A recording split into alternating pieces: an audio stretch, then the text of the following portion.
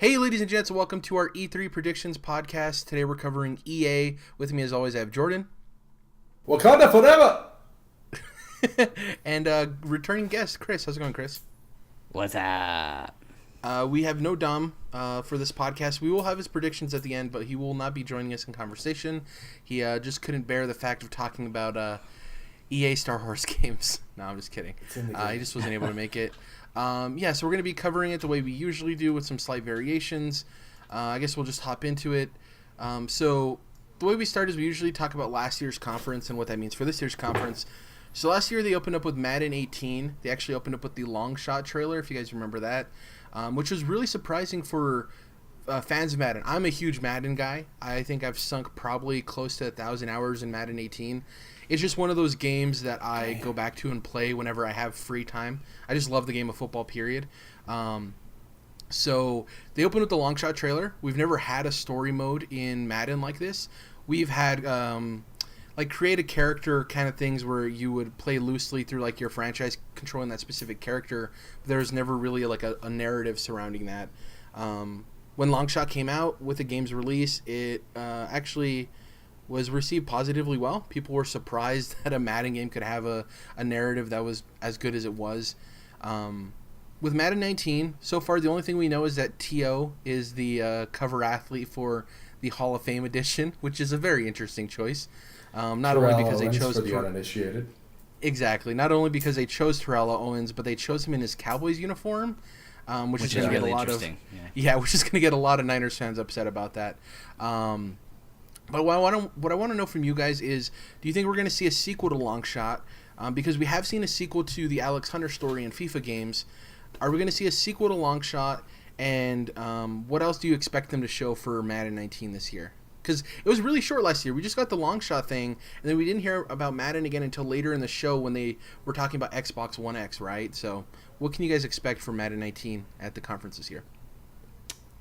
I'd expect a regular cover. Like, I'd find out who's actually going to be on the cover aside from the Hall of Fame edition. So yeah. I would think that they would kind of announce whoever that's going to be. That'd be a big presentation. For sure, that long shot was something they did. I don't know if they expected it to be as good as it was. And they would be a fool to not have it in, because that was the talk of Madden 18, was the long shot. So I think they don't go away from that. Yeah. The cover athlete... Sorry, go ahead, Jordan. I was just going to say, from the outside looking in, it does seem like Longshot was, to me, it seemed much more interesting and just more well done than the, what'd you say his name was for FIFA? Alex Hunter. Alex Hunter. Yeah. You don't know my name yet, but you will. Yeah. Jared, last year, did they make the Hall of Fame edition earlier than the other edition? Because this year, the Hall of Fame comes out on the 7th, and then the regular edition comes out on the 10th. Did they do that last year? Yeah, so basically what happens is with the Hall of Fame edition, you get access to the game early through EA Access.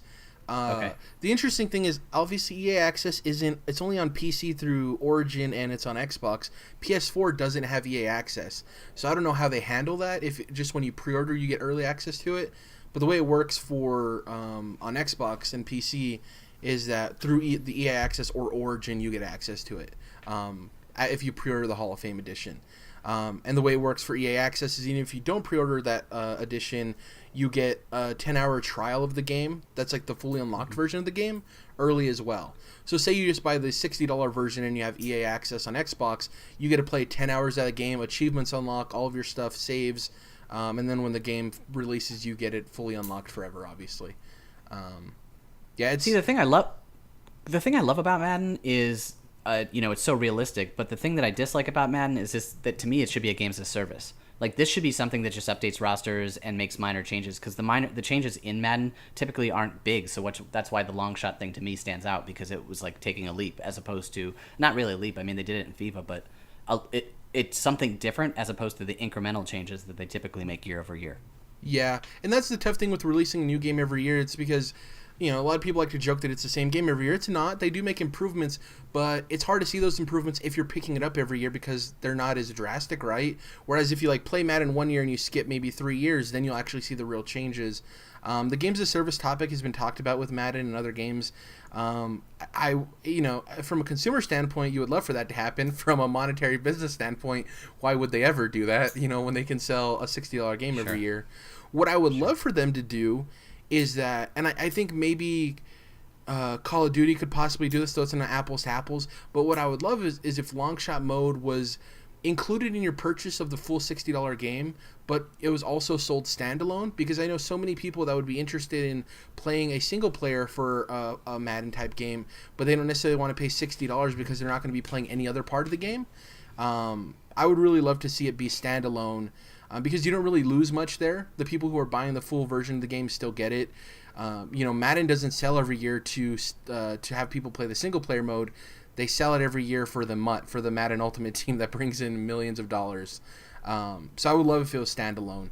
In terms of cover athlete, it's tough because usually it's somebody who does really well in the playoffs.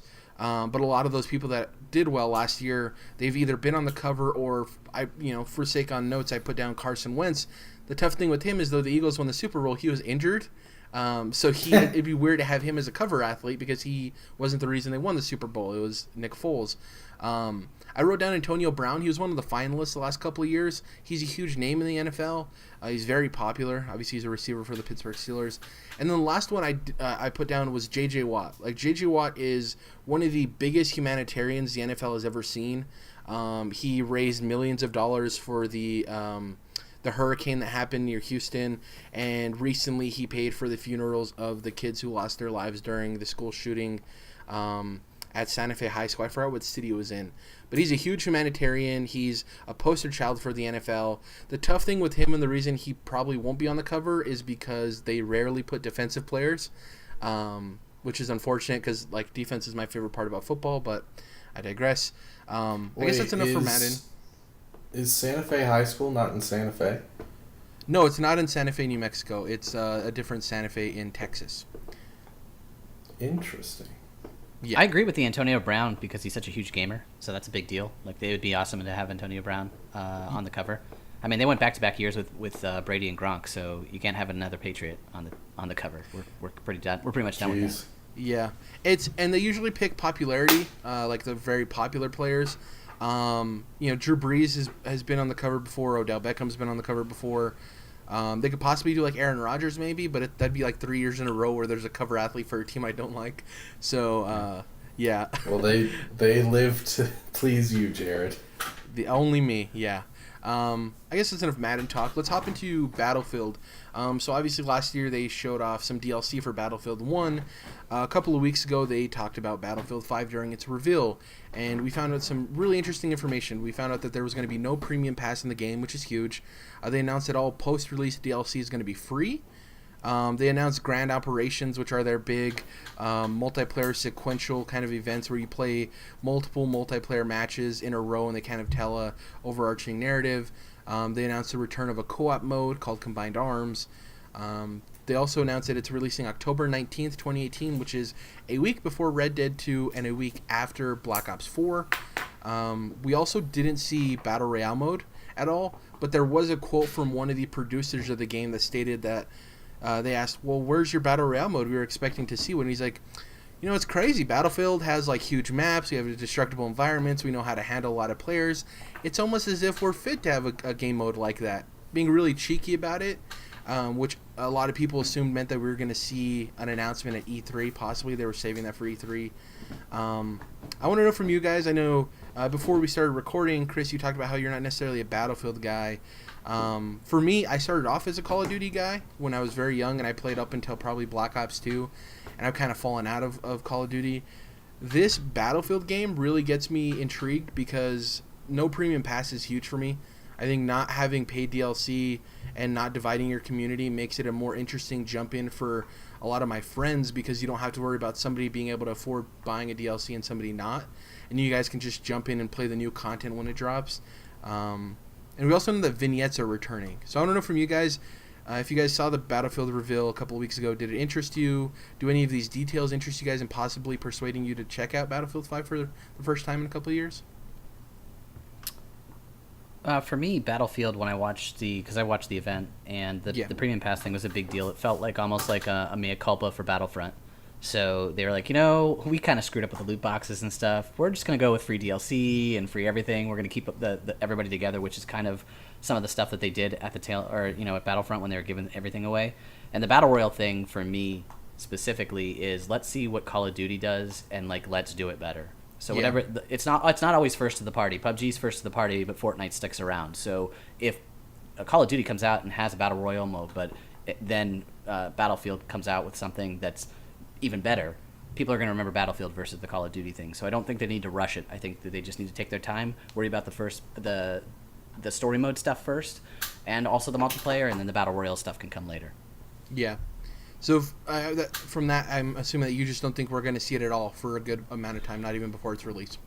I don't even think they're going to talk about it. I think that they might casually mention that it's going to be part of it, but I don't think you're going to see any gameplay or anything. I don't think that they want to put that out front. I think that they want to talk about the female characters. They're going to want to talk about the fact that it's free DLC, and they're going to want to talk about the fact that they have a story mode. Those are the three things they're going to want to hit on, because those are the three things that aren't in Call of Duty. Yeah. The thing I loved about the reveal is that it taught me so much about what other people don't know about history.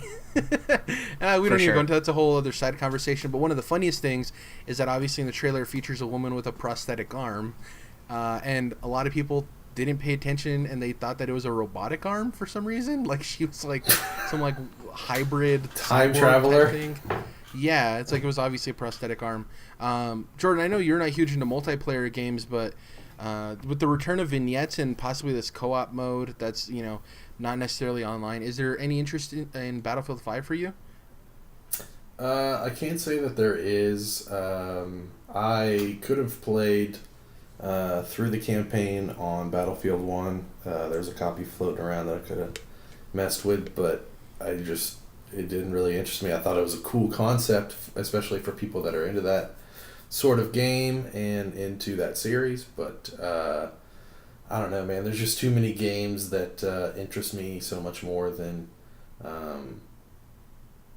Battlefield, and I don't play a whole lot of first-person shooters in the first place, so just not really my drive. Yeah. Do you think I will? No, sorry, go ahead, Chris. I was going to say, I will say, if you do see that Battle Royale mode, I have a feeling it would be on Microsoft stage. Yeah. Good point. Makes sense. Next up, we're going to talk about FIFA. We don't have to go long. I don't think any of us are really big soccer guys or football guys. But Jordan touched on earlier, last year we saw a sequel to the Alex Hunter storyline, and it involves some weird stuff with real people talking about Alex Hunter as if he was a real person. We also had those two talk show hosts. I think they're called the Men in Jackets or something like that. Come out and have a little comedy bit. Yeah. I liked them. I thought they were funny. It was a nice change of pace from them bringing out some 80-year-old athlete that doesn't even want to be there. What I wrote down here is we all assume that the World Cup is going to be the hook, right, this year? That's going to be the big driving force in marketing and stuff like that, right? Yeah. They came out and said that they're going to have World Cup mode, and I can't imagine they wouldn't lay heavy into that considering. Yeah. I mean, it's funny, too, because you can tell the difference in the United States' overall interest if we're in it or not. And the male team obviously didn't qualify this time around for the World Cup, and you don't hear about it as often now, people chatting about it.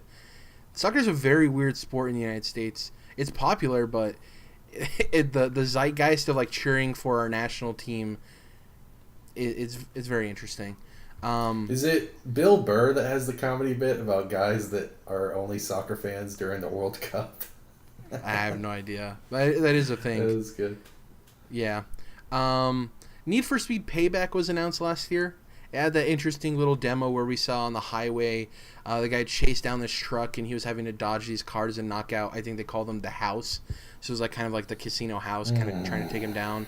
And he drove up next to the cargo truck, and the lady got on top, jumped in, got the car, and it kind of switched perspective.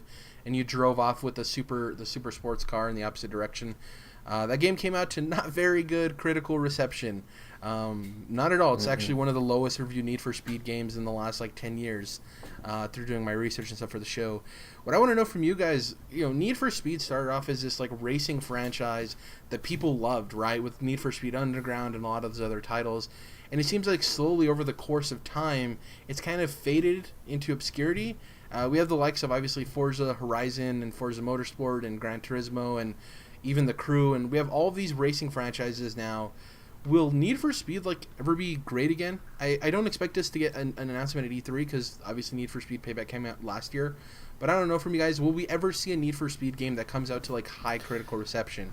Jared, I will say make Need for Speed great again because Payback was a major disappointment. And especially when Ghost had made 2 great Need for Speed games right before that with Rivals and then the 2015 Need for Speed. And I've talked about their pedigree with formerly making Burnout games, and so I have a lot of love for that studio and their first 2 games, but Payback was just such a step backwards. Definitely a lot of gameplay situations bent around the microtransaction system. Definitely a lot of just bad choices in general that really didn't even have anything to do with microtransactions. Having to wait for things to renew or the timer to end so that you could buy a new part for your car or whatever. They took out the part where in the previous 2 games you'd be driving around the world and there's other players inhabiting your world online. Kind of like a Destiny or something like that. And honestly, those were really the only times I played multiplayer because it would be so much fun to just roll up next to somebody, tap R1, and then if they accept, you guys are immediately racing. And then for whatever fucking reason, on Payback, they decided to make that stuff a completely separate mode that you had to back out of your single-player campaign to get into. So, Payback is just bad. Payback's just bad. And I didn't like the way the driving handled either, which is obviously pretty much the most important part of a racing game. So we won't see one this year because they're on a 2-year cycle, but nonetheless, they got a long way to go. And, it wouldn't totally surprise me if the next racing game that EA released and that maybe Ghost creates is back to Burnout, because it seems like the Burnout Paradise remaster was very successful. So, and I'd obviously be totally fine with that. Yeah, it's hard having racing games is such a niche to begin with, and so to have 2 out. I mean, obviously Forza is the standard, at least it is now, and I don't know what they could do that Turn 10 hasn't done yet in a game to make people want to leave Forza and move over back to Need for Speed. So they'd have to do something. They'd have to kind of God of War it and literally just revamp the whole entire thing and change it. Yeah, it's almost every major publisher now has a racing game too. So it seems like back when Need for Speed was in its greatness, it was untouchable, And over the course of time, everybody seems to be doing it better or different. And Need for Speed seems to be stuck in this same revolving set of mechanics and interests. There's nothing ever new. It's you expect that from a new Need for Speed announcement. You know what I mean? They had the weird FOV stuff in the last one too, right? Yeah, I disagree with that because I think they're trying too much new stuff. They're trying too hard to make some cool, fresh take on it without actually going full God of War. Because Rivals was just a really solid open world racing game, really with a lot of Burnout Paradise DNA in there. And then 2015 Need for Speed is this weird, like you said, FOV story mode where this guy's got a fucking GoPro on his head talking to these loser ass motherfuckers. And then this game, they're basically trying to put a story mode where it's kind of like Fast and the Furious type of deal, and it just hasn't been working. And I mean, I totally agree. You should probably go the God of War route because making something like Rivals, which is just a really solid racing game, is probably not going to work. But that was the last one that was truly fucking awesome. I think they're trying too hard to be fresh and new, and they're basically just turning into gimmicks. They Yeah. could do something really fresh and special if they tried to Far Cry it with a Need for Speed. Like if you have like that element of being able to do like some crazy stuff that is just Yeah. like, hey, we're just gonna go out instead of being super realistic like Forza is. Let's just go outrageous and go crazy, Well- and I think people would be buy in. You know what that sounds like, Chris? It sounds like a Burnout game. Burnout for not selling Burnout. There you go. Yeah. But There you I go. will say that was kind of Ghost's thing. Like I said, they used to be Criterion Burnout developers, so there's a lot of Burnout DNA in these Need for Speed games. But hell, at this point, it's gone kind of topsy turvy. I say just with the Paradise remaster, just bring out a new Burnout and see how that goes. And yeah, make it fucking insane. Make sure there's a crash mode because people really didn't like that was not in Paradise. And yeah, I would totally make it a Far Cry with cars type of deal, and just blow that shit out. Yeah. So we're going to be talking about EA Originals now. We have one we're going to talk about later in the show that's a title that was already unveiled as part of the program. But recently we had A Way Out that came out to positive reception. Obviously it was Joseph Fares' game from Hazelight. And we had Fea, which came out to lukewarm reception. A lot of people didn't really like the game. They're already both released. We've heard rumors of Unravel 2 being in development for the last couple of years. Do we see any new entries to this program? Or do we just expect maybe Unravel 2 in the game we're going to be talking about later? Like, do you see them unveiling a host of games, maybe just one or two more, or is that too much to expect?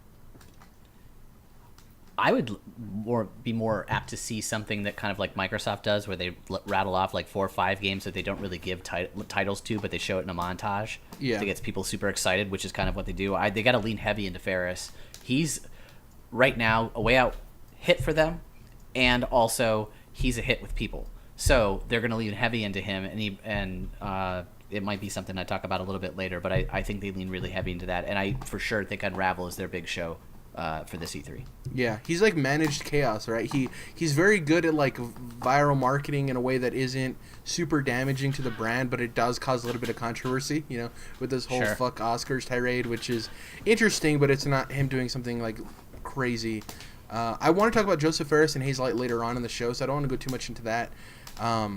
But Jordan, do you think people want an Unravel 2? It seems like an odd sequel. Yeah, now that you mention it, I know the first one was kind of wishy-washy, but I can totally see that developer guy with his little puppet coming back on stage and being a cute little European man that he is. So people fucking loved him about as much as they loved Mr. Ferris. So I could definitely see that being the case. See, Unravel 2 reminds me a lot of like Ori and the Blind Forest. It's like, this is Yeah. a really good game. I don't really know if we need a sequel. There's a sequel. I'm not really too mad about it, but I don't know if I'll go out and buy it right Oh away. man, Sure. I wouldn't put those two in the same camp at all. Yeah, Ori is well revered. Like Ori is, I mean, just from an art design standpoint, I think Unravel is very much mediocre, and yeah, I would not put those two in the same camp. That hurts my heart, Chris. So the next part I want to talk about, we don't have to go into it because it was just a weird announcement for the conference. They announced Seed. And they mark it as Seed Division, which is weird because division is in the acronym. So Seed stands for Search for Extraordinary Experiences Division. This is essentially EA's experimental division, obviously, where they just try weird stuff. They try VR, they try AR, they try just weird technologies. They didn't really express how it works in congruence with their game titles. Do you guys think we'll actually see that this year, where they show how Seed pays off in their games, or do you think it was just a weird like stock owners announcement to be like, hey, we have this weird thing that we're experimenting on stuff? It just didn't seem to fit into the rest of the show. Very odd. It didn't seem to directly correlate with any of their titles. Do you think we see more Yeah. of Seed this year, or was that a one and done, hey, it exists, you won't hear about it for like 5 years? Yeah, I mean, there's a lot of tech companies that have things like this, Google and Apple, and it's pretty rare that stuff comes out of there that really does materialize. I think we could end up seeing some, like, not that it would be like Google Glass, but Google Glass in the sense that it's kind of vaporware. But yeah, I don't necessarily know how much will materialize. If anything, I think, the internal developers might get a game engine out of it or something like that. Yeah, a lot of times these types of experiments are made by these big companies for tax incentives and government incentives and stuff like that for scientific research and technology. That's a lot of reasons why these exist is because it allows for a lot of good stuff on the financial back end. So they're like, oh, let's create this division where they're researching tech and doing a lot of advancements. Because even, like you stated, a lot of times they don't pay off into anything, but the fact that they actually exist is huge for those companies on the back end. Shady deals. Backdoor for sure. Some dudes just dicking around in the back room. Yeah. One of the interesting parts of EA's conference last year was they were like, hey, we're recommitted to NBA.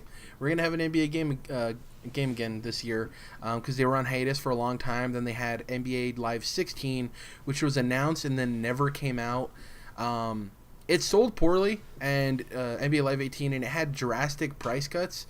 I was mentioning to you guys before the show that I got it on sale for $4 about 2 months after the game released, which is very insane. Last year released at a $40 price point, and it also had an early demo where you can play the game for free. I wrote on here before I found out this news, I said, does it disappear again? And is EA willing to admit defeat? The problem is that they've already announced that they have a new creative director, somebody who was formerly at Madden, working on NBA Live now. And I want to know from you guys, do we see it again? We know it's being worked on. It'll probably be released this year, but does it take up a part of their show like previous times? It's tough because MLB The Show, 2K, anything, and Madden, it's like whoever's going against any of these has an uphill battle literally from the jump. So they might be able to throw some money at it this year, but I don't think if they see diminishing returns again for a second straight year, I don't think you'll see it again. Obviously they have a creative director in place, so they're going to go forward with this. So you'll hear about it a little bit. I don't think they're going to go heavy into it, but if it doesn't pale, this year, I think it's done. Yeah. It's tough because when those titles have that much market share and they're that well made, they've been working on these titles for so long that they already have a groove. It's very tough for anybody to compete. And it's funny because usually we see EA as the forefront in sports with their games, but in terms of basketball and a couple of other franchises, they lost out outright. Like 2K just ate their lunch. And it was very weird to see that transition because for a long time NBA Live was the one to beat when it came to basketball games, and probably around 2007 2008 is when 2K started taking the reins away from them, and over the course of time people just bought into 2K because of the realism and what they offered players. I agree with you. I think they'll obviously give it another year, but if they see the poor sales that they saw this year, I don't think they go for it again. The fact that I was able to buy a brand new EA game for $4 a little over 2 months after its release is awful. That's awful. That's worse than like Order 1886 on PlayStation was like $20 6 months later. So yeah, it's worse than Andromeda, and Andromeda had crazy price cuts as well. It's not good, and they obviously put money into it. Yeah, NBA Live is in a very weird place, and I could easily see it coming out, and then it disappears again. Who knows? Jared, the other hard part about that is that licensures, because you're paying for licensures with these NBA teams. Yeah. So like you're paying in the front end on that, and then you're losing money on the back end on top of whatever you're putting in as far as R&D. It's just you're losing a ton exactly. of money. Yeah, why are they not just like conceding that ground? I guess they just EA with such a big ego that they can't handle it, but yeah, they've got to be losing money. Well, the reason they don't have a competitor for Madden is because they own the NFL license, and I think it's just EA being like, FIFA makes us so much money, Madden makes us so much money, we can get an NBA Live game to sell and do well. And it's crazy that it not only didn't sell well, but remember 2K released last year to some weird microtransaction issues. Like there was some weird stuff going on at 2K, and it still destroyed NBA Live. So they're in a tough predicament. I don't think some people thought that they might make a crazy move and like cut the price even more than $40. I don't know if they could financially do that. I think at some point when you make it too cheap, people are like, well, yeah, it's cheap because it's not as good of a game as 2K, right? Which is tough because from their perspective, they want to make it cheap, so people are like, oh, it's the cheaper basketball game, let me buy it. But that doesn't always work for people. They're in a very weird place with that franchise, and yeah, like Chris said, I could easily just seeing it disappear again in a year or so. Now it comes to the point where we talk about a game that is not doing so well in terms of fan perspective, and another game that people are kind of excited for. So Battlefront 2. We don't need to get into everything that happened with Battlefront 2. By this point, if you're listening to a gaming podcast on the internet, you know what happened with Battlefront 2. But what I want to know from you guys is, in terms of them adding new content, are we going to be seeing any new DLC announcements? Obviously, we had the Solo DLC announcement that came out with the release of the movie. I want to know if you guys expect any more DLC for this game, or if EA makes some like big fan-oriented move to get in the good graces of people, more so than what they did with removing the macrotransactions or whatever, and obviously putting them back in later. Like, what do you expect from the future of Battlefront 2? Is this Solo DLC the last thing we see, and then it just kind of rides off into the sunset? I would think so.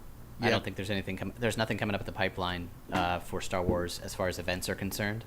I don't think they want to throw any more money into this, and they'd rather just go into the next iteration of whatever it's going to be. I think they need to be super cautious because the loot box thing burned them. They also have to be super cautious because they got yelled at for not having a story, then they got yelled at for not having a great story. So maybe they just take a year and relax and dive heavy into that story for next year when Star Wars is coming out again, and kind of make that push then. Yeah, and also DICE is moving full bore into Battlefield 5. So a lot of that team is going to be over there, not necessarily working on Battlefront 2 either. Sure. Yeah, very strange. Yeah. Anything about Battlefront 2, Jordan, you want to talk about? I'd pretty much disagree with that. I think I'm good. So this is probably the shining beacon for EA in terms of fan positivity and interest. Anthem. So last year we saw the initial reveal of Anthem. We got a brief little tease of the title, and they said we'd see more on Xbox's stage. And on Xbox's stage is where we got the gameplay reveal. We obviously saw we saw the character in a fortified city little area. We saw them choose which shoot they were going to go out in. We learned some details of, it's not going to be class-based in the way Destiny is, where each character is a different class. The suit you take out on your journey is a different class. So there's obviously quicker ones and more tank-based suits. We saw him go into this sprawling world. Obviously, things can change in development, so don't take everything there as fact. Take it with a grain of salt. But we did see this really cool dynamic fight between a big creature and some smaller creatures. We saw you go underwater, and you saw like some underwater areas that you could explore, which is something that differentiates it from the likes of Division or Destiny. Obviously, that's a huge talking point we're going to have, is how does this separate itself from those games? We know it's coming out March 2019. Blake Jorgensen, in a financial stock call, basically said it's coming out the last month of Q4 of this financial year, which would be March 2019. And I just have some questions for you guys. Is the trailer going to be a cinematic along with gameplay, or do they save the gameplay for Microsoft stage? How do they build on its initial reveal? And like I said before, what do they hold for Microsoft stage? Because we saw that deal last year pan out. We're probably going to see it again. I want to know how they split up what they're showing everybody.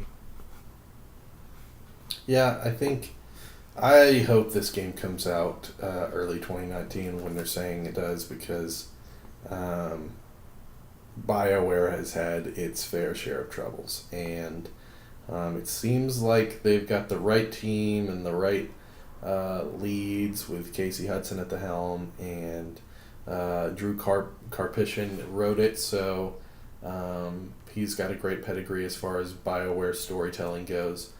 I'm definitely not going to say that I have no worries about this game, because I do, and like I said, BioWare's been through a tumultuous time, but I've still got hopes. And even if it's just like BioWare Destiny in a way, I think it'll still be interesting enough for me to give it a try. Yeah. I have a lot of concerns about this game. Is it visually going to look like it did last year? Or is it going to be completely different? Because if we have like a Division type, hey, it used to look like this, but now we've had to really revamp the looks in order to get it out by March of 2019. That could be a problem. What kind of modes are there? Are there loot boxes? Is BioWare prepared for everything that Bungie's having to deal with in a Destiny-like game? are they able to do online multiplayer in a way that is progressive or different than they did with Mass Effect? There's a lot of like wide open questions, and if they don't have some version of gameplay of this game at this E3, this game is not coming out in March of 2019. Yeah. They have to be able to show gameplay. I understand the concerns. I think all of them are really substantiated. For me, I enjoyed my time with Destiny 2, but I'm tired of the false promises that Bungie goes on and on about. I'm tired of them resetting everyone's progress from Destiny 1 and basically removing features that made the overall game better. It's the whole situation with Destiny as a franchise has me burned to the point that I'm excited because BioWare is a studio I trust. Obviously, this is the mainline BioWare team. This isn't the team that did Andromeda. There's a lot of resources getting pushed behind this in a way that Andromeda didn't have. They were just kind of forcing that thing out the door, fitting a square block into a round hole. I do think there are a lot of concerns because when you make a game like this, you're correct, Chris. Is it going to have the post-launch content that we need to have? Is it going to have enough content at launch to justify people paying for it? There's a lot of things that come with these type of games that have people concerned, and I think Destiny and Bungie have really showcased what those issues are. It's tough. I think a lot of the things that, in terms of multiplayer, I think they're going to nail that. I think the big issue is going to be how microtransactions are implemented. From what I've seen from Jonathan Warner, who's the game director, he's been pretty open on Twitter talking to people, and he seems like he knows what's going on with the game industry and what they need to kind of avoid. That being said, they have a deadline to meet, and there comes a point where you have to make sacrifices to get the game out the door. And there are going to be sacrifices in this game. I want to see what those sacrifices are exactly. But I am on the excited side of this because just seeing somebody else try to tackle that space, I think Destiny's owned that space for too long. Obviously, we have the Division 2 coming out as well.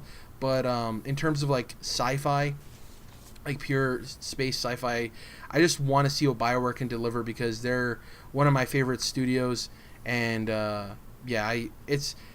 agree with you. If they don't show gameplay, this game isn't coming out in March of 2019. But in terms of what they save for Microsoft, do you think they save the gameplay reveal for Microsoft? Or do you think they save like maybe a boss encounter or something bigger for Microsoft, but they have a good gameplay demo at EA?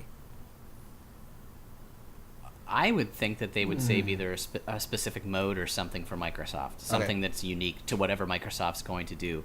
Yeah. Just quickly to follow up on your point really quickly, BioWare's also talked and left hints about Dragon Age. Bungie and Massive simply deal with that game and that game only. That's the part that scares me. If BioWare is diversifying how much time they're spending on this game, are they really worried about this game being a Destiny-like game, or is it just another BioWare game? I think it's the way Casey Hudson talked about it. I think it's in pre-pro Dragon Age. I don't think it's necessarily like them full bore on it. The way EA's talking about the way this game, the way they're talking about this game is, it seems like EA's putting a lot of resources behind it. It seems like a lot of BioWare is working on this game. It's tough. I do think though that there's a fine line you have to walk there with.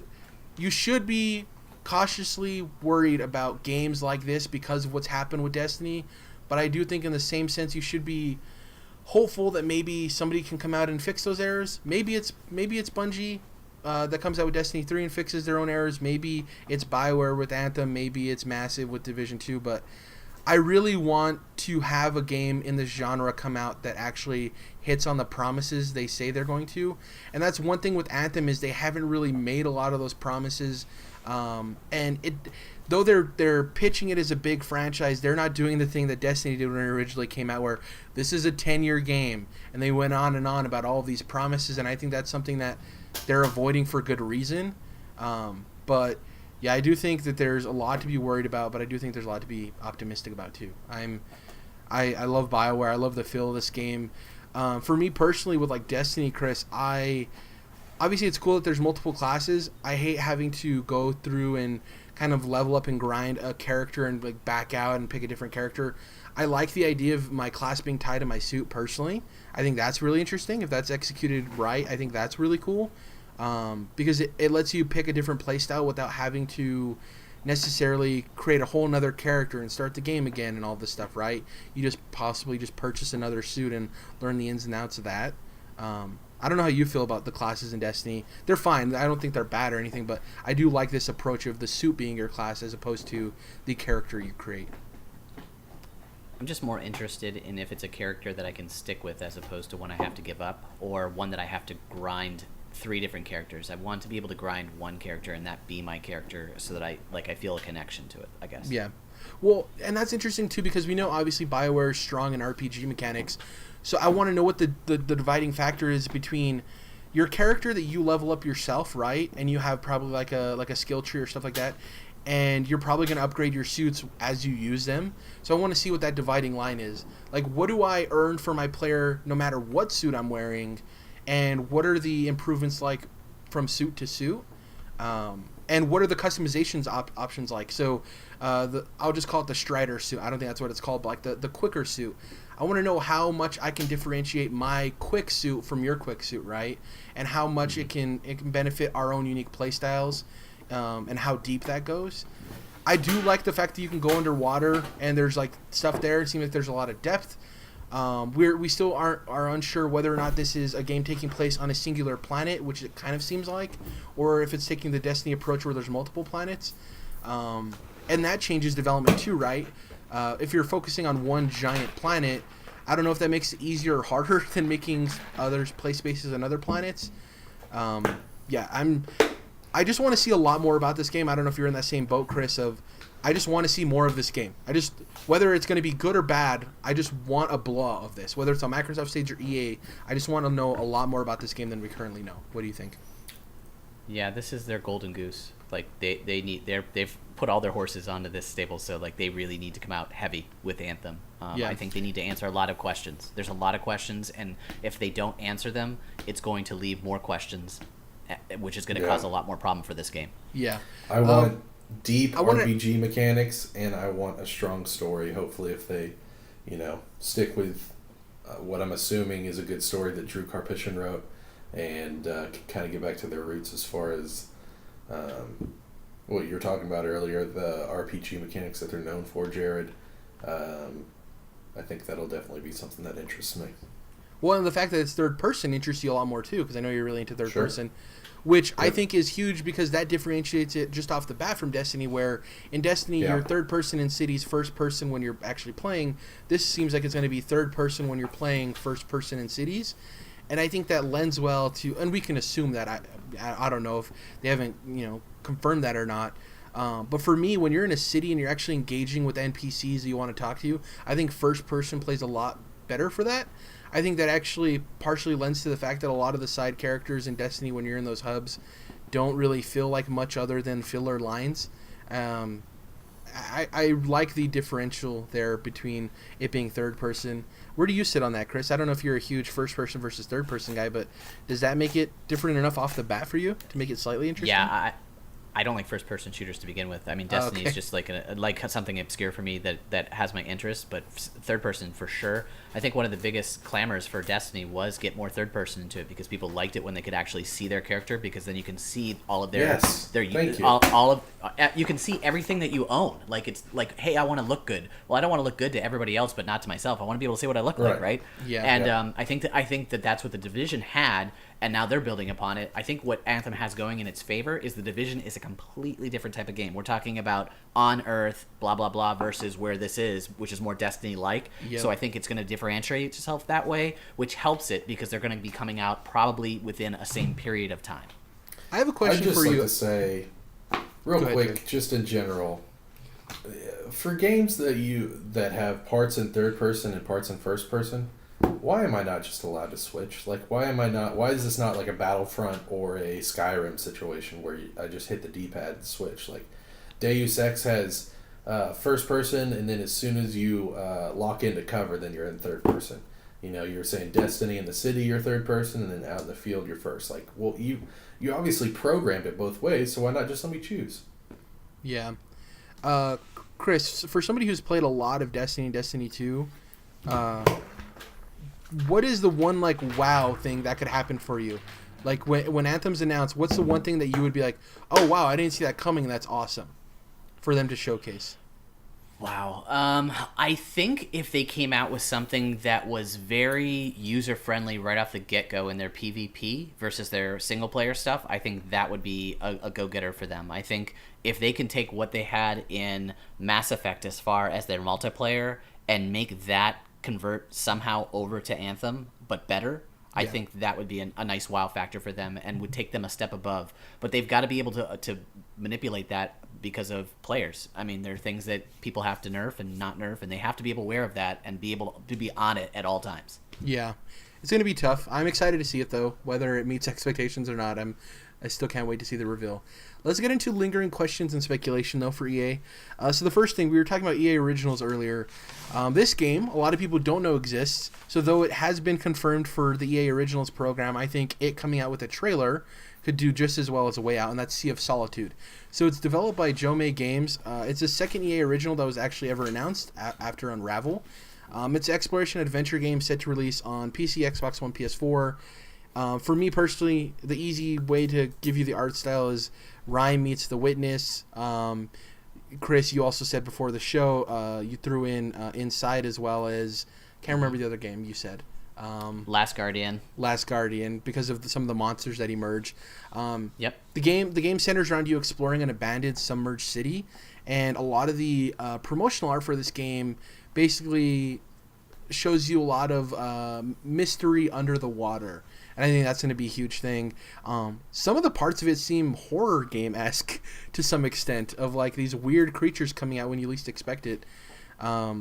Do you think, obviously we don't know a whole lot about this game, do you think this could have the same praise that A Way Out did? Because remember, A Way Out was one of the saving graces of EA's conference last year. It really caught people off guard, and people were really excited about it. Do you think Sea of Solitude has the chance to do that, or do you see this as maybe a smaller game like Fea or Unravel, where people are enjoyed by what they see, but it doesn't have the same oomph that A Way Out does? Do they own this game outright, correct? Because Hazelight Studios all EA got out of that was just being a producer. They didn't gain any money out of that. They were just basically there out of goodwill. That's every EA original title. Everything that's under EA Original, they don't earn any money off of. They basically recoup the cost for publishing it. Once that set amount is met, literally all profit goes to the developer. EA doesn't get anything from it, and that's for the entire program. Yeah. So they don't gain anything by highly touting games. Good they can faith, showcase I guess. them. Yeah. Good faith, but that's about it. But there's no like like, hey, let's put this out on TV. Let's get this out, and so that's interesting. I think a lot of it will have to do with the studio itself. Then what I saw of the game looked really great for like alpha stuff, maybe beta stuff, but like and it was like a really like the character I think was completely black. Like there was like almost like a good almost like the dark tones of Inside at first. So I don't know if they're going to make the character a little bit different, or if they're going to change the character, if that's kind of the structure they're going to be keeping with. So I don't know. It looks good. It looked like it interesting, but that's about it at this point. Yeah. Also, with the rest of everything in their show, it's a lot of violence and loud noises. I think this could be a nice little subtle tone change in the middle of the show. And maybe start with like a very like nice melodic song or something like that before we actually see the trailer come in. I know you don't know too much about it, Jordan, but from what we've said, does Sea of Solitude interest you at all? Do you want to see what this game looks like on EA stage? So, unfortunately, I'm at the point with, I hate to generalize, but just indie games as a whole, where in order for me to consider playing your game, even if I get it through PlayStation Plus, it's gonna have to show me something very special and unique. Games like, I will say I'm definitely locked into certain indie developers. Supergiant released Pyre last year. That's an example of somebody that I'm going to be following either way. But they're also an example of an indie game that was very unique, with it being this hybrid, almost dating simulator, even though it's not about dating. It's like a visual novel type of thing. And then the other half of the game, you're playing like a hybrid of basketball in some sense. So if they show me something like that, where I'm really taken aback and just surprised. It's something that I haven't seen before in an indie game, because I think we can at least agree that there's a lot of sameness in a lot of the indie games. It's Faya, I guess is how you pronounce it. That's exactly what it looked like to me. Just another little dinky, run around as a cute little character with a cool art style indie game. And I think that's what Unravel was. Obviously, A Way Out was something different, but I'm not into multiplayer games, so that didn't grab me.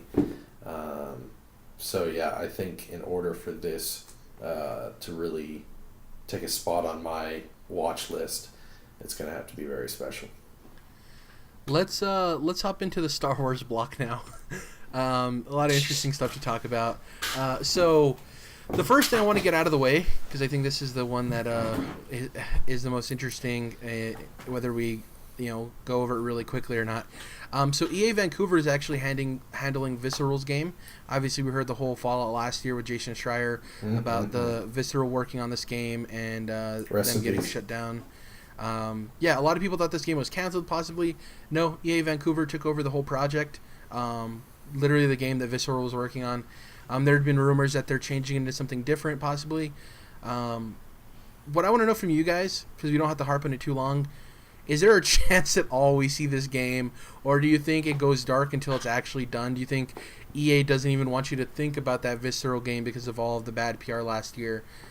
Because in terms of development, out of like the ones we know about, it could potentially be the one that's closest to release. Then again, it's hard to tell. We'll obviously get into the other two games, but yeah, is there a chance we see this former Visceral game at all? I think it's interesting because they said that the development was from across EA worldwide studios. They never got specific about EA Vancouver when they said it. So I think that's interesting, even though they probably had Vancouver in mind when they originally, figured this out, that this is what they were going to do. But they go way dark on this. Do they make fun of themselves about loot boxes in this presentation? Probably. Do they talk about studios that they collapsed? Nope. Yeah. Like, they're going to stay real super quiet and wait until we have something to show, because right now I think it's a cluster F of what they actually have for this game, and they're just trying to figure out what it is they have and then go from there.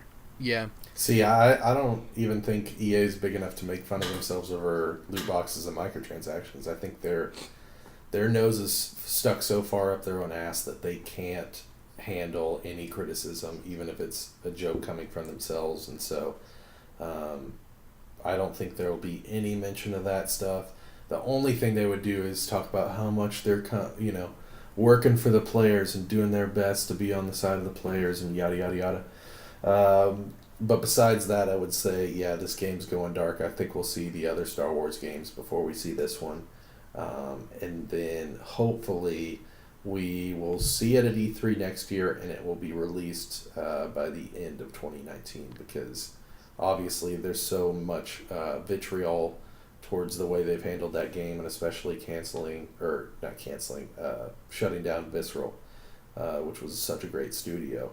I think they've got to handle this very well, which is not something that EA is very good at. So I think you're going to have to wait till next year to see that game.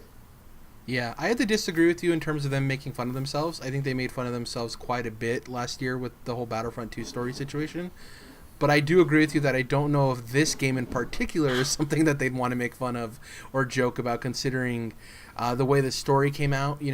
With Battlefront 2 single player. Did they make fun of themselves? Did they make fun 100%. of themselves, or were they just like, hey, we're going to bring you a really great story? Were they really just like trying to spin it on its head, like a PR move? Like, we've got a story this year, and it's going to be worth your time, yada, yada, yada. Well, yeah, they had the whole tweet situation where like the screen blew up with like hundreds and hundreds of tweets in relation to John Boyega's tweet saying like, "Where's the single player campaign?" They even made a joke at the beginning of the show saying, "We've heard your guys' comments, whether good or constructive." Like they make little subtle jokes. They're not beyond that necessarily, but I do agree with you that for this game, because I think that's all different, right? They released the game, it didn't have single player, so that's a joke they can play on because it's not a mode they included. Whereas this is them shutting down a studio, and we hear from Jason Schreier, not them, about all of this, and I think it's a different tone there. So I do agree with you that they won't joke about this game, but I do disagree with you that they're above joking about themselves. Whether that's like, haha, I'm a comedian on Comedy Central, or it's PR spin jokey, I mean, it is joking about themselves, yeah. I think that was what I maybe didn't get across as well. the PR spin joke is not what I'm fucking looking for. That's total bullshit. If it's somebody like, Phil Spencer would come out there and legitimately make fun of himself, and I think he would, really be apologetic and truly try to fix something that he fucked up really hard. I think EA would just try to spin it so that they make themselves look good in the end. So those are just two way different approaches, and one of them I don't appreciate. So Yeah, I think EA would definitely benefit, and this isn't part of this discussion specifically, but I think EA would benefit from like an Aisha Tyler or somebody else hosting their conference instead of like the suits they have. God. Because the guys they have come out, Blake Jorgensen and I forgot the other guy's name off the top of my head, but when they come out there, they try to joke, but they're so monotone in their presentation that it just doesn't come off the same way.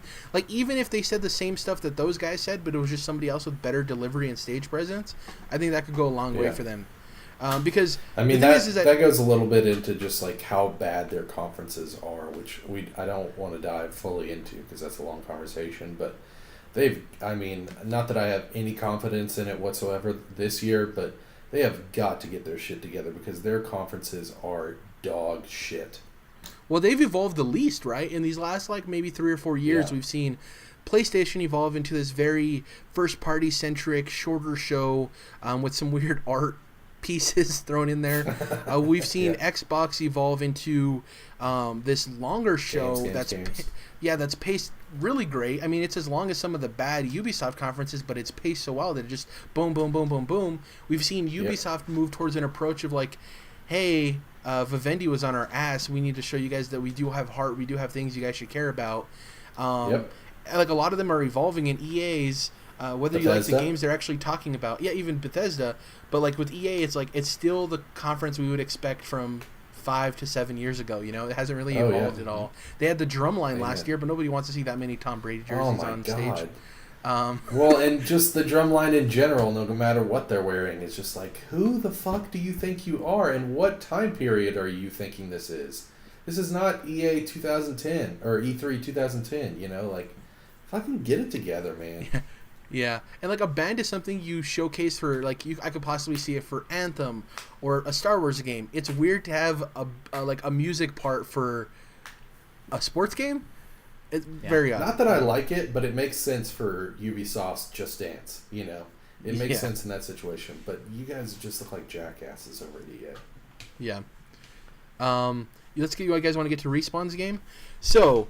With Respawn, we assume it's a first-person shooter because that's Respawn's pedigree, but Respawn has only ever labeled the game as an action-adventure game. So, people assume that it's going to be a first-person shooter because it's Respawn, but they haven't gone out and said that themselves. They've always labeled it as action-adventure. The first time we saw it was mocap lightsaber fighting. During an earnings call in January, Blake Jorgensen, in regard to Respawn's Star Wars game, stated, while EA has not announced our products for fiscal year 2020 yet, Respawn's title most likely will drop in fiscal 2020 versus another Battlefront.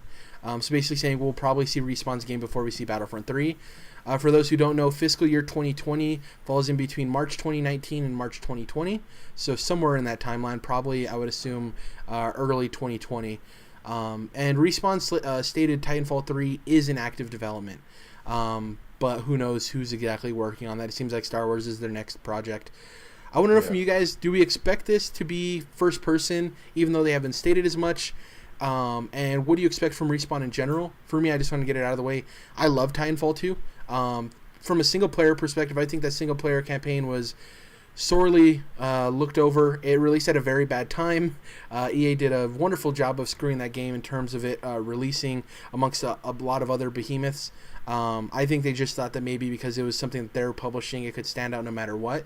It's kind of what we're seeing in real life the last couple of weeks with Solo releasing amongst a lot of other big summer blockbusters, kind of doing the same thing in terms of revenue. But yeah, I'm excited for Respawn. Vince Zampella is somebody, his team worked on Call of Duty 4 Modern Warfare, which is my personal favorite first-person shooter of all time. I loved Infinity Ward before they left. I love Titanfall. I love Titanfall 2. I'm excited to see what they do with Star Wars.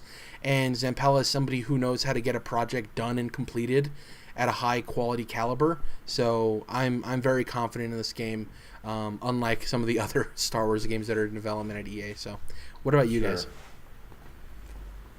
feel like this is where Respawn flexes their muscles. Yeah.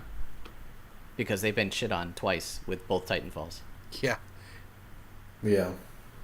It's like their quality can actually be seen by people. Like, it's a game that'll actually sell, unfortunately. I agree with you there.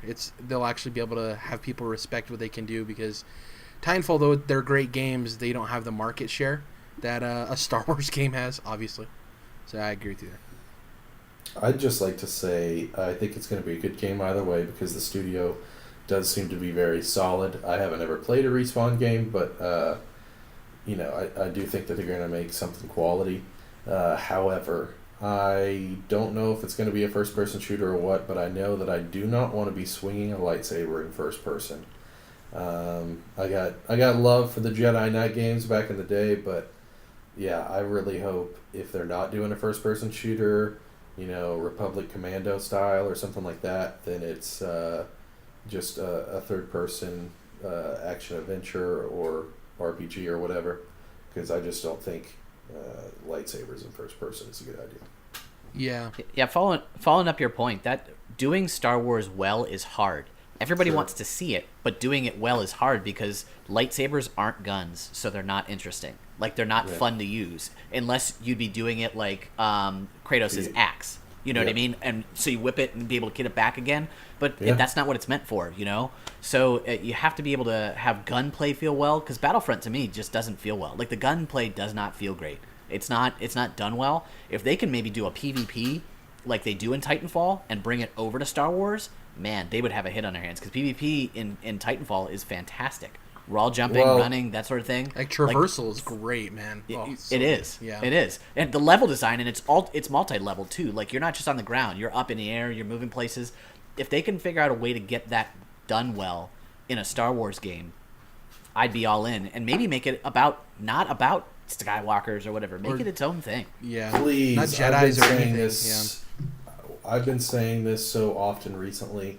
Can we get out of the fucking 40-year time span loop that we're in with Star Wars, where it's either right before Episode 4 or up until basically Episode 9 now? Like, let's go back or forward or whatever, but, like, just get us out of this fucking loop that we're in. I'd love to see that. Sure. Yeah, and I'm interested in the vehicles, too, because controlling a Titan in Titanfall feels great, and you get, like, the transition from you playing in first-person shooting to getting in the Titan feels very fluid. And I'm interested to see how that plays in terms of all of the legendary Star Wars vehicles, right? The AT-ATs and such. It's interesting because they showed the mocap of lightsabers, but part of me wants to believe that maybe this game doesn't even super feature lightsabers or Jedi, and maybe it's about bounty hunters and troopers and the Resistance, and it does center around more gunplay than it does lightsaber play, and that's featured maybe in the single player at some point or a certain aspect of multiplayer. But it's hard for me to believe that a Respawn game would be primarily about lightsabers and not guns. It's very interesting. But I don't know. I would just like to say, other than Battlefront multiplayer, lightsabers are getting fucking no love right now anywhere in Star Wars. The movies are barely about Jedis at all, even though they have them in the title. And there's barely any Jedis in the comics. There's like one fucking level where you play Luke Skywalker in the Battlefront 2 solo campaign. So I would like to see some fucking lightsaber shit, because at this point it almost feels like that's not a part of Star Wars anymore. Especially with Last Jedi not having any lightsabers actually clashing. And so that's really something that I need. Yeah. If you could craft your own hilt, that would be pretty badass. Like, I'd be excited about that. Fucking let me find my own Kyber crystal, yeah. Yeah. Well, the crazy thing, too, is, like, maybe Respawn, because they've worked on first-person shooters for so long, maybe this was their opportunity, like you said, to flex their muscle. And maybe because they haven't stated it's an FPS, maybe it isn't, and it is action-adventure. It's tough to say, but it'd be hard for EA to let them create a game without using shooting mechanics, considering those tend to sell well in multiplayer spaces. But that'd be interesting too. What if all of the multiplayer doesn't center around lightsabers, but the single players is a lightsaber single player game? Maybe they don't feature it in multiplayer, but it's heavily featured in single player. It'd be cool if there was just a lightsaber mode that was like multiplayer. Fruit just Ninja. Lightsaber fights. I'm just kidding. Yeah. well, not Fruit Ninja, but like just mono lightsaber battles, or even like a squad of Jedi fighting versus another squad. Stuff like that could be cool. Yeah. They also have to be careful that they don't eat each other. That they're not eating Battlefront, and then Massive's or Motive's eating, Respawn. Like, they have to be different games. They have to be able to be diversified, because if it's all kind of the same but a little different, then it's going to be too much all coming at me. I don't want to play a Star Wars game every year. I need to have a little bit of space. I think Respawn, we'll get into Motive's game. I think Respawn is the closest, obviously, because they've been working in silence for a while. I think that's the one we probably, if I was a betting man, I'd say that's the one we see first. And then we'll get into Motives soon. Vancouver, I don't know if that Visceral game comes out next year, Jordan.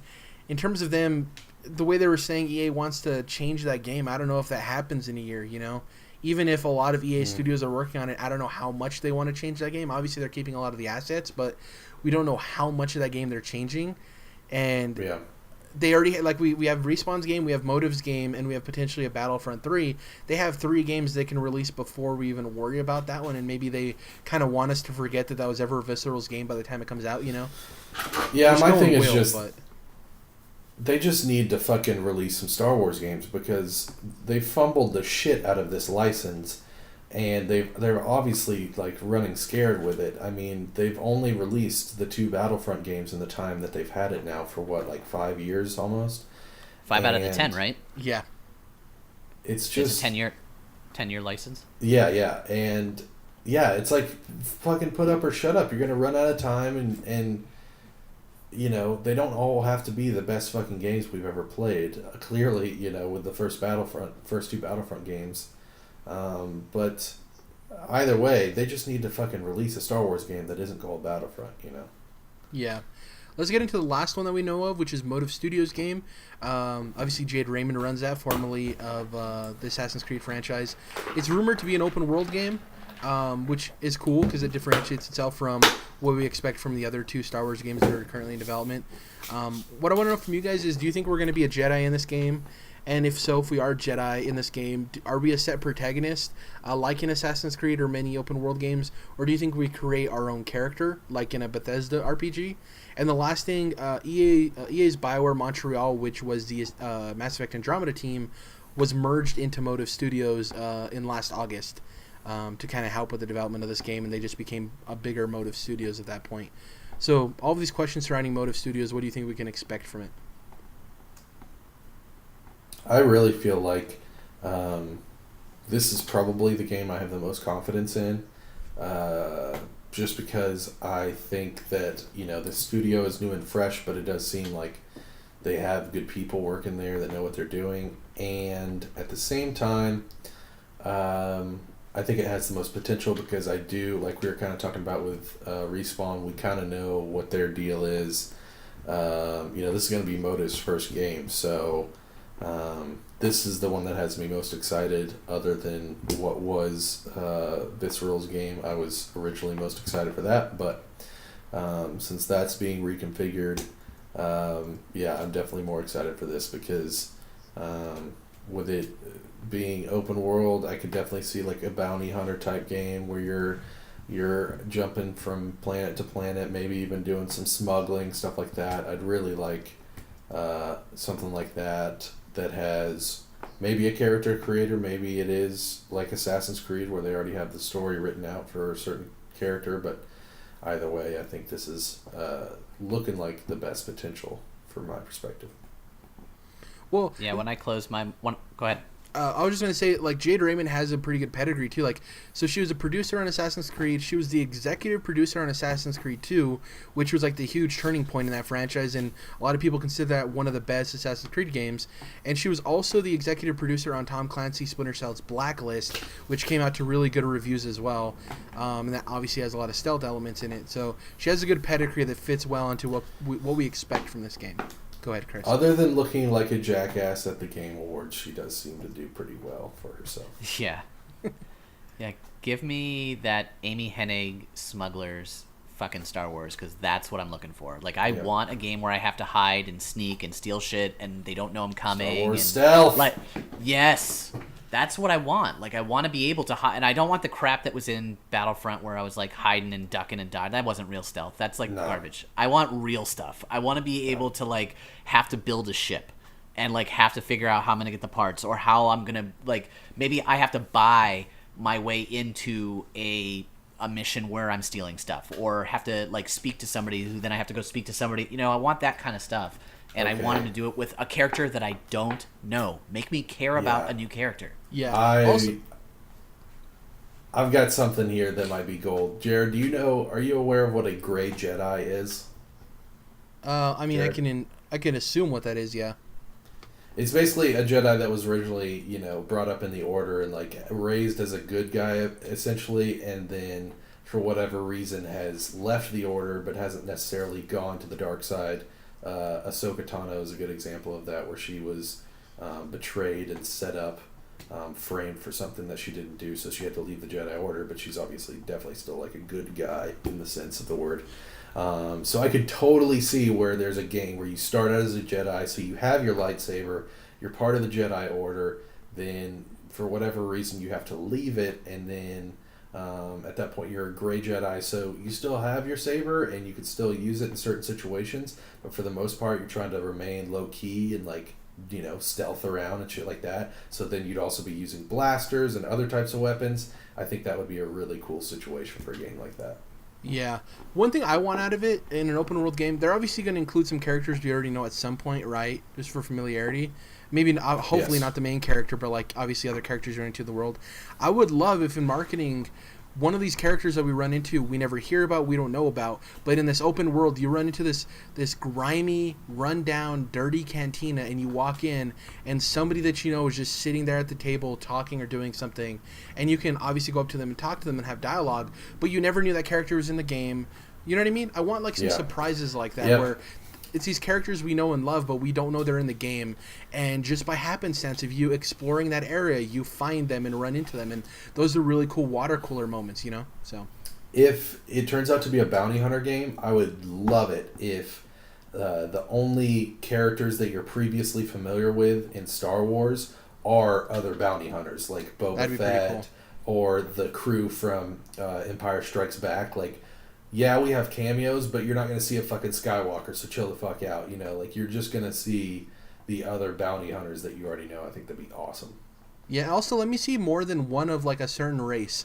Like the only ones we see multiple characters of the same race are the more primary characters. Twi'lek. Yeah, let me see some like weird other aliens that have more than one person that exist in this realm. There's a bunch of them, yeah. Yeah. As much as we've kind of been burned on Star Wars, I think we all love Star Wars enough that we just want to see a really good Star Wars game, and we still hold out some glimmers of hope. Yeah, exactly. Yeah. Let's close out real quick. I mean, we touched on Dragon Age earlier. I don't think it's teased. I had it as a talking point because Casey Hudson obviously put on the BioWare blog that they are working on it. The last thing I want to touch on before we get to the rapid fire section, do we think EA enters the remaster realm in a real way? We obviously had the Burnout Paradise remaster that came out a couple of months ago. Do we see the announcement of a Mass Effect Trilogy remaster, or a Burnout collection, or a Dead Space collection? Do we see any announcement? Maybe not specific games, but do we see maybe EA come out and say, like, we're committing to remasters, we know you guys want them, and they have, like, a logo for EA remasters? Do we see some type of announcement? I'm going to abstain with the details until the prediction section, but I will just say yes. Okay. I'm with you. Okay. Moving on. So I'm going to go into this rapid fire. Going to go back and forth with you guys, and we can have some quick talking points of things we might see or might not see. So the first thing, Plants vs. Zombies Garden Warfare 3. This has been heavily rumored. That we're going to be seeing an announcement of it this year. And Peggle. Jordan, do we see either of these games, both of them? Obviously, it would be a Peggle sequel. Fuck me, Peggle. Let's do it. I mean, I think Garden Warfare 3 is a lock. Fucking Peggle, bring it back. Not some stupid ass mobile game where you gotta pay every 20 minutes to keep playing. Like, give me the real ass Peggle on console, on Nintendo Switch. On Switch, Let's go. Let's go. Peggle on Switch, man. Ugh. Let's go. Okay, earlier, Chris, you were talking about Hazelight Studios. Something I wanted to talk about is after the release of A Way Out, Joseph Fares immediately took to Twitter, as he does, and he announced that they already started working on the next game a week after A Way Out released. That game sold 1 million copies during its launch weekend, which is huge. And Fares is somebody who seems like a workaholic. He seems like he's somebody who likes to just make things. Do you think that... also, one other thing I posted is the very talkative Fares has gone silent since late April on Twitter. He hasn't really talked much, which seems like he might be in crunch or something, maybe for an E3 trailer. I don't think we get obviously the way out blowout, but do you think we see Joseph Fares on EA stage this year? I'll say yes. Okay. That's part of my predictions. Okay, But we'll yes. save it. Okay. Jordan, we know you love Dead Space. I love Dead Space. People love Dead Space. Will we see a reboot? Anything like that? If there's something to do with your predictions, you can save it. But do you think we see Dead Space this year? If EA's smart, which they're not, they'll stay away from Dead Space because they might get booed because of shutting down Visceral. I would like if they just waited on Dead Space because I am just a little bit too ticked off about that whole situation to want it'd just be too bittersweet, Yeah. It's too early for even a remaster on that. That would still sting. Yeah. Oh yeah. So next up, a game that people have been clamoring for forever. People want Skate 4, Chris. Do we see Skate at all? Do we see a skateboarding game at all during EA's presentation? We do see Skate 4, and again, part of my predictions. Okay. Plead The last the thing is my talking point that I want to talk about personally. I don't think this ever will happen, but it's something that I would hope happens. So Army of Two is a franchise I love. Not a very good franchise. Not a very good franchise, but I love those games because of the nostalgia they bring in terms of playing. 2007 Monster Energy drink ass shit right there. Yeah, but I remember playing through that game with my best friend, so it holds a lot of Sure, nostalgia with me personally. Not very good games. They're fun when you're playing with somebody else. My hope would be that because Joseph Fares seems to focus on interactions between two protagonists, that seems to be his thing. He likes that. He had Brothers, which was fantastic. He had A Way Out, which focused on the same thing. If there was anybody to reboot Army of Two and make it matter and make it interesting, I think it would be Joseph Fares, in my opinion.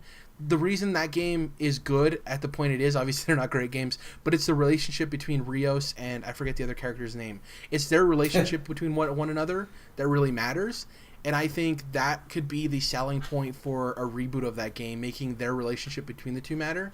And I think that he could knock it out of the park because he seems to that's his go-to, and his experience is that like duo protagonist narrative. So that's not a prediction of mine, but that's be something I'd love to see. Are there Army of Two of those or three? There's two. There's Army of Two and Army of Two Devil's Cartel. Gotcha. Yeah. I don't think that'll ever happen. I think Army of Two is a dead franchise, but if it were to be rebooted, I think Fares would be the likeliest candidate for that because it seems like he fits perfectly with that. Let's hop into predictions. Time for where the money gets made, as they say. I don't know who says that. We're going to be talking about our predictions. I'll go first. Let's see here. I'm looking at which ones I want to go with. Okay, here's my first prediction. We're going to see at least 2 Star Wars games on stage. Okay, they're both going to get titles, which we don't know. 2 new ones? Are they? We're not talking about Battlefront. No. We're gonna see 2 of the either Motive, the Visceral canceled game, or the Respawn game. We're gonna see 2 Star Wars games this year, and we're gonna get title reveals, and one of them is gonna have gameplay. That's my prediction. So we're gonna see 2 Star Wars games. Both are gonna have titles, not just Respawn Star Wars project, and one of them will show gameplay. That's my first. So prediction. just a side note on your prediction. The one that doesn't get gameplay, is it a teaser trailer or a fucking dev diary? I don't think it's either. I think it's just the title. Okay. Oh, I'd please rather don't give be me that. one of those BioWare diaries. I'd Jesus. rather it be just the logo than a fucking dev diary. This isn't part of my prediction, but my most likely scenario is Vince Zampella comes out, talks about Respawn's game, they show it off, have gameplay, get like a release window, right? And then Jade Raymond comes out on stage and says, "We are working on an open world Star Wars game. It's Star Wars Bounty Hunter or whatever." I think she reveals the title. That's my prediction, though. 2 Star Wars games shown, both get titles. One will have gameplay, and I'll even throw in, just to make it a bit spicier, the one that has gameplay will get a release window. I'll throw that in too. What the heck? Ooh. Wow, that is spicy. Yeah. Spicy. Jordan, you're up next. Okay, so we had to save some of our stuff in those rapid fire questions, and my first one is, we've talked a little bit about the Burnout Paradise remaster and how well that went. There are plenty of remasters that people would love to see from EA. I do think it's too soon to mess with Dead Space at all, so I think we're getting Skate Remastered Collection 1, 2, 3. Ooh. 4K support. Okay. I'll add that in there. There's some spice. Okay. This doesn't have to be part of your prediction, but does it say, when they announce it, does it say like Xbox One X support or PS4 Pro support, something like that? Since we're talking about the EA conference, yeah, I think it'll be supported on both of those consoles with the 4K support that I mentioned. Yeah. Okay. Chris, what's your first prediction? My first prediction is after the senior manager hashtag Skate 4 in 2017, Skate 4 comes out, and in typical EA fashion, it's in collab with Tony Hawk. Oh, wow. Okay. Tony Hawk Skate. Yep, I'm thinking they bring it back out, so he saves face. They bring it, and he's a collaborator. It's not Tony, it's not a Tony Hawk type. But he's featured in it, yeah. Specific, but he's featured in it. Probably and the cover athlete. Cover athlete, and it brings it back. So I think that's how they bring out Skate 4. Interesting. Yeah, Tony Hawk Pro Skater 5 was a train wreck, so he could save some face too. He turned 50 this year too, which is crazy. God, I can't believe Tony Hawk's 50. So you wanted to say Dom's first prediction, Jordan? It's crazy, Jared. Actually, Dom was able to join me here in studio. So I'm just gonna. Oh God! Do you want to read your first prediction? Oh boy, here we go. Make it Respawn understandable. Star Wars game revealed. Cinematic trailer, single player and multiplayer third-person shooter. Story about a bounty hunter. No release date window given. Dom, I think I can at least see that possibly happening. I'll allow it. For clarity for the listeners, we might have to have Dom try a different voice next time, just so it's a little bit more understandable. Jared, hey, well, your prediction just came true because that was already. He told me that he's going to do a different voice for everyone. Good. Something that's a little bit more understandable. For those who didn't understand, Dom's first prediction is that Respawn's Star Wars game is revealed with the cinematic trailer. It'll have single player and multiplayer. It'll be third person. It'll be a shooter, and it'll be a story about a bounty hunter, but there will be no release window. Yeah, that's what I heard. So my second prediction here, interesting. What am I going to go with? I had a Skate 4 one. I don't want to step on other people's toes. It's different than yours, Chris, but I don't want to go head to head with you on that one necessarily. What am I going to go with? Chris, real quick, if it's the Tony Hawk Skate thing, is it still called Skate 4? Oh, yes. yeah. Featuring Skate 4 featuring Tony Hawk. Like, Gotcha. basically cover of him. Okay, here's what I'm going to say. Battlefield 5, we're going to... no, I'm not feeling that one. Here's what we get. Oh, shit. Here's what we get. We're going to see Anthem. We're going to see the reveal of a city. We saw, like, that weird little market area. We're actually going to see the city it belongs to or whatever that is. We're going to see the reveal of a city. We're going to see a gameplay demo. And we're going to have a raid or boss, like a big enemy, is going to be teased during EA stage, but they're going to be like, to see more, tune into the Microsoft Showcase tomorrow at yada, yada, yada. You know what they did last year? So that's my prediction. We're going to get a reveal of a city area. It doesn't necessarily have to be called a city, but, like a non-combat zone, like a big non-combat zone. We're going to get a gameplay demo. We're going to get a raid or boss tease. That's going to be said we're going to see more Xbox's stage. That's my second prediction. Jordan, what's yours? So, since we've definitely talked a lot about the Star Wars games, there is going to be a Star Wars game that gets talked about. And so what's going to happen is there will be a Star Wars trailer that begins with the ignition of a lightsaber. So, they'll do some other thing beforehand with some other game, and then everything will go quiet, the screen will go dark, and then all of a sudden you just hear and then it'll go into the whole trailer. So specifically, there will be a trailer that begins with the ignition of a lightsaber. Bonus points. What Nice. color is the lightsaber? Green. Okay, good call. Chris, what's your second prediction? My second prediction is that EA prods out Joseph Ferris as a marketing machine for EA Originals. He gives one of those whole "fuck the Oscars" things again. Ha ha ha! Everybody laughs, but no mention of anything more than that about what he's working on.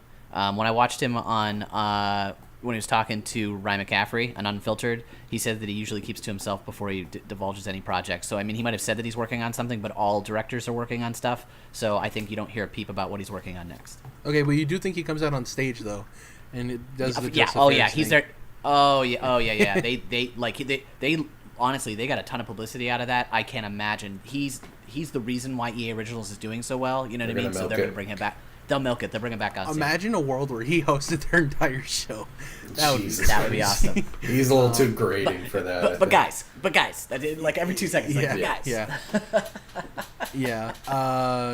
yeah. Jordan, can you have Dom tell us what his second prediction is? Buddy, you ready for your second one? Oh, okay. Battlefield 5. Presenter will explicitly mention the importance of women in World War II. Parentheses. Ben Shapiro YouTube clip goes viral attacking the game's stratagem. I don't think we need to necessarily include that second part. That's because obviously the predictions are only about what happens at the show, but it's a funny addition there from Dom, which we would expect. He's a political guy. What can we say? I think this is interesting. We've seen them kind of double down on it in social media, and I could definitely see that being part of their E3 presentation now too, where they double down on it and are like, women, like screw you neckbeards who are mad that a woman's on the cover of a video game. Which is funny because like women have been on the cover of like Medal of Honor and other. It's that whole thing's a dumb conversation for another day. But I do agree with them that they probably do lean into that as well, and are like, yeah, women in World War II matter. I wouldn't even be surprised if the vignette they showcase is one of the female characters, in one of the female vignettes. But yeah, I think that's a pretty solid prediction. I'm next, right? My third Thank one. you, Jared. Okay, my last one's gonna be for Madden. Madden 19. I think we get a sequel. Maybe not a sequel, but we do get single player. I don't know if that's going to be a Follow sequel up to Long Shot. Yeah, but I don't think in the way that we expect. I don't think it's going to be a continuation of this character story from one. I think it's going to be a different character. I think just like the first one that had, I always mess up his first name, Marshala Ali. Mahershala from Moonlight. Well, actually, it's Mahershala. Mahershala Ali was in the first one, and he's a very good actor. I think we're going to see the same thing, where there's going to be an actor that we don't expect to be in a Madden single-player game in this. On top of the fact that I think we're going to have a rookie cover athlete again, like we did with Vince Young. That turned out also great. I just think that there's a lot of rookies in this rookie class that people are clamoring for and have a lot of popularity entering the NFL. I could easily see Saquon Barkley being on the cover, even though Odell was on it a couple of years ago. They wouldn't put Johnny Manziel, Jesus Christ, Freudian slip. They wouldn't put Baker Mayfield on the cover because a Browns player on the cover won't be good. But there's some rookies in there that could potentially see the cover treatment. I would love if Julio Jones is potentially on the cover. He's somebody that never gets enough love for as good as he is. But my prediction specifically, single player returns, rookie cover athlete. They're going to tell Xbox One X improvements again. They're going to be heavily pushed. They're going to be like, look how this game looks on Xbox One X. The best, that kind of thing. Yeah, that's my third prediction. Jordan? All right, so this one's... I guess it's not too safe because it could go either way. I think there will be 3 brand new EA originals. Dang. That I could include Unravel 2 being a sequel, but it's not going to be like, DLC for A Way Out or something like that. It's going to be 3 new games. Unravel 2 was already stated as being in development, but what you mean is it being on stage for the first time. Like 3 games that we haven't seen on stage that are EA originals. Okay. Yeah, not necessarily something we haven't heard of, just something that like Unravel 2 is still new, Yeah. Even see a Solitude in So- some aspects because we haven't seen that on stage either. Yeah, did they announce it during an E3 press conference though? No, they announced it during a PR release. Same thing with Unravel 2. We just knew that we found out it was in development in 2016. Neither of those Okay. were on E3. Well, yeah, stage. that kind of changes because that's makes it an even safer bet. Okay, then I'll add some spice to it as we've been doing. The third game, since it seems like we already know the first two, the third game is going to be rhythm game. A rhythm. All right. Three new EA originals on stage, and the third one, well, I'll just say at least one of them will be a rhythm game. Nice. Chris, your third and final prediction. I think that EA is late to the ball game with VR, and I think they're going to have VR in FIFA. Weird. I don't see that not Well- happening. It's just very weird. It is weird, but I think that it's their longest standing and their best selling property.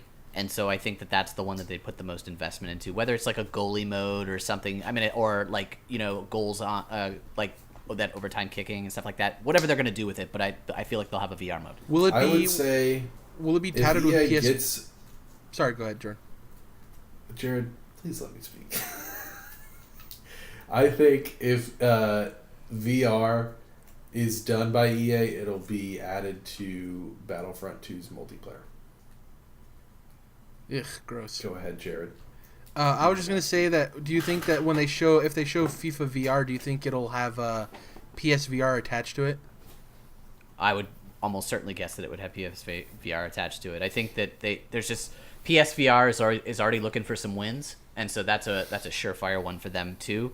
So hey, we're gonna have it, and then we'll talk about it on PlayStation stage or however it works. Yeah, is that just such a weird combination though? Because though FIFA is like their biggest seller, I don't know what the crossover is between people who love playing FIFA that also are invested in like a system's ecosystem enough to buy a PSVR. I don't know how much those cross over. Sure. Because to me, like the PSVR crowd are the people who are first party, play like PlayStation exclusives and indies and like love PlayStation. Whereas there's tons of people who own a PS4 that just buy FIFA and don't really play anything else. But I agree with you that if they're going to do the VR commitment, that seems like a likely candidate. I think Star Wars 2 is probably a likely candidate. We did see, wasn't there like a Starfighter thing for the first Battlefront? Or was it Battlefront 2 that was Yeah, VR? a little VR, free VR Yeah, it was experience. Sure. Yeah. Let's real quick. Okay. Let's see here. Jordan, what's Dom's last prediction? So, Dom, this one right here. Okay. Dead Space 4 is teased. Short, inconclusive cinematic trailer with logo at the end. Yeah, this one is probably his most outlandish one.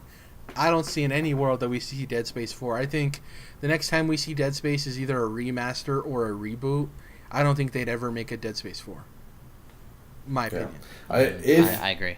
If it's this exact situation, though, it could actually be kind of cool if they just teased it with a logo. I mean, like I said, it's still going to be bittersweet, but they like tease it with a logo slowly fading in, and you're just hearing like crackling voices, kind of like the start of Infinity War, where it's just like SOS calls, and like somebody's clearly getting just torn apart by fucking was it a necromancer? Is that right? No. What are they called? Oh, it's been so long. It's been too long, EA. It would make sense if they did it Necromorph? kind of like Necromorphs. Yeah. if they did it like Metroid. That makes sense. Like if they just flash the title and they're like, hey, by the way, it's in production. Yeah. Whatever. We're not going to talk about it for a while. Metroid I just think Prime the style. visceral thing Yep. stings too much. Like if we're not going to see the EA Vancouver game, I don't know if we'll see Dead Space. I don't know. EA, Yeah, I know. that's thinking that EA really cares. I don't know if EA is like, here's Dead Space 4. In their There mind, it's you like, go. we close Visceral. We're just going to show Dead Space 4 anyways. When I was talking about how they're going to blow smoke up their own ass about how much they're about the players and shit, bonus prediction from me, they introduce a, what do you want to call it, like an initiative called EA Cares. Oh It's God. all about the players. Well, baby. It's I all thought about the they had an players. initiative last year for charity that I think was called, wasn't it called EA? It's called EA something. They donated $1 million to charity. I don't remember what it's called. You want some spice on that bonus prediction? It's called EA gives a shit. God. Out of my other, I could see them do it. Go ahead. go ahead, Chris. I was going to say I could see them doing something on Xbox's stage where they backwards compat all of the Mass Effect trilogy in upres 4K. Well, they're already backwards compatible. Yeah, I was gonna say I think they are. But they're not 4K upres, right? No, they're not Xbox One X. So There you go. so I think they could be, Xbox One X compatible is what is, so they can have, instead of doing a remaster, we'll give you the 4K treatment. Yeah. I don't know. EA is interesting. Yeah, I had some other predictions I didn't get to. None of them were as spicy. There was some stuff that you guys said too that kind of. I had one about Battlefield 5 and Battle Royale, and I had a couple other ones, but nothing too crazy. I think that's it for the show. Thank you guys for listening to our E3 predictions for EA. Thank you, Chris, for joining us once again. Glad to have you back. If you can you please let people know where they can find you on the internet? Yep, they can find me on Twitter at Tophernoons, and that's pretty much where I'm at for right now. Awesome. Yeah, Dom will be back in the next E3 predictions episode. He just wasn't able to be on this week today. And yeah, we'll catch you guys in the next one. Looking forward to E3, all of the surprises coming along. Hopefully nothing gets leaked before the shows, but who knows? Have a couple of days until then. See you guys next time.